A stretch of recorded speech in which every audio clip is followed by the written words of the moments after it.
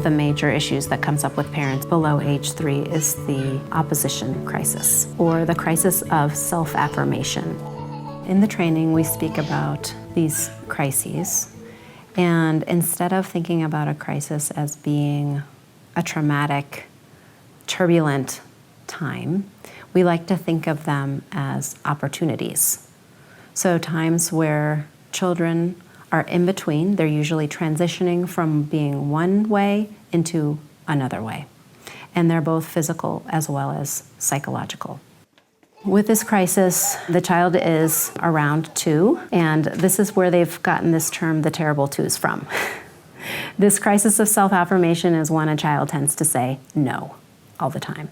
The beginning of it starts around 18 months, and then it can go up until 2.5. This child is learning with language that he has a choice in life, and that if he says no, then he can get something else. And so it becomes a very powerful word for him.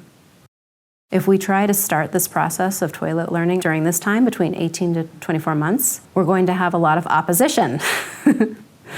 So this process needs to start before that time. And many adults don't understand, how can this toileting start before the child is this age? I thought that they shouldn't even start until age 3. Part of it is preparation. Good morning. How are you today? How are you today? I'm so happy. Let's change it. One of the things you can do that helps in their preparation is by using cloth diapers instead of paper, so that the child learns the sensations of their own body. That when I'm wet, this is what it feels like, instead of with a paper diaper, when I'm wet, nothing happens. And they can't tell us then that they're wet if they're not feeling that they're wet. Then once they're moving, you can start putting them in underwear first, because it helps with their movement development. When you have a big bulky diaper around your midsection, it's hard to move. They might see other adults in their family using the toilet, so that's also part of the preparation, but there's no expectation that they're going to use it. They can be introduced to a small potty, and they can be placed on that at certain times after meals or after they awaken, after you come in from a walk. Again, not with an expectation, but just this is a schedule, and this is what we might do later on. And then, once they can move well enough and sit and go and find their own clothing, they can start dressing and undressing themselves. This is an aspect of their life that happens all of the time. They want to do it. It's something that they're interested in. So if we let them and allow them and make them a part of the process initially, so, put your arm through, and you hold the hole open so that they can get their arm through. Or when taking off, you hold the hole and you say, okay, you can pull your arm through. And then once they can walk, they can go into the bathroom, and they can sit on the potty if they want to, or they can sit on the toilet if you've somehow acclimated it for their size. It's just getting comfortable with going in the bathroom, and this is the toilet. If you want to sit, sure, but if you don't want to, there's no forcing involved. A big part of toilet learning is routine. There isn't any expectation that they're going to become fully toileted in a certain time period. It's up to the child when they do it. We can't make them toilet, just like we can't make them eat or sleep. It's a process that they have to learn. But one way we can help them with that is around this routine. So when they wake up in the morning, they go into the bathroom and they're offered, would you like to use the toilet? If they don't want to, then they don't. One way you can offer a choice there in terms of avoiding the opposition crisis is, would you like to use the potty or the big toilet? Something like that. And then also not asking if you can avoid it. Okay, it's time to use the toilet. Would you like to take off your socks or your underwear first? Something like that, so that it is a part of the routine. So in the morning when they wake up, then they go have breakfast. Then after breakfast, because there's the gastrocolic reflex, so that once they eat, something goes in, something must come out. So they go after meals, after breakfast, then they might take a ride to school and go to school. Once they arrive, they would go again. Then about an hour and a half into the work cycle, they're offered to go again, never interrupting if they're working, but if they're in between something, let's go to the bathroom, let's make a visit. And let's get our friend Celia. She can go with us too. Let's go to the bathroom together. So about an hour and a half in. And then before you go outside, if you're going outside, and then when you come in from outside, and then after lunch, and then when they wake up from their nap. So it's all of the normal times of day, whenever there's a transition time especially, that children are offered this time where they can go use the toilet. And one of the things that you might see in our environments is that the children usually don't wear pants until they're successfully using the toilet. And that's just because it's an obstacle to them getting there and being successful. Okay, everybody poops by terigami. A common misconception is that there's a goal in mind, that it's just an end product, and that it should happen by a certain age, which is not true in terms of any acquisition and any development that the child is doing. For example, with walking, a child can walk between 8 and 18 months, so there's a broad range in terms of when this acquisition is going to happen, and it's the same thing with toileting. It's a process that there's preparation for, and it will happen eventually, and it needs to happen when the child is ready. But it will happen when he decides, not when the adult decides.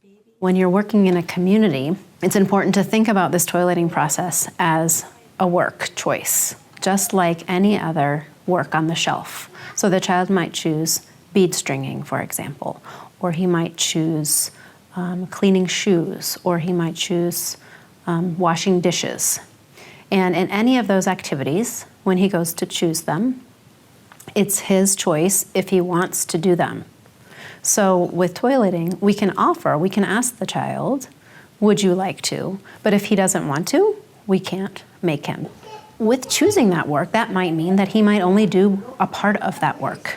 That happens commonly with toddlers, that they only do part of a cycle of work.